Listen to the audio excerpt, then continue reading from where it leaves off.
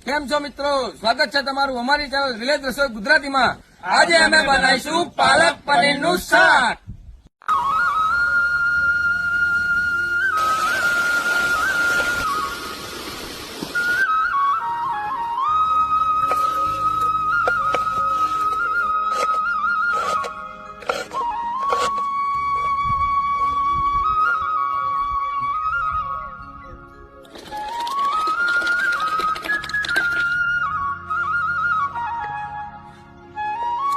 હળદર, મીઠું,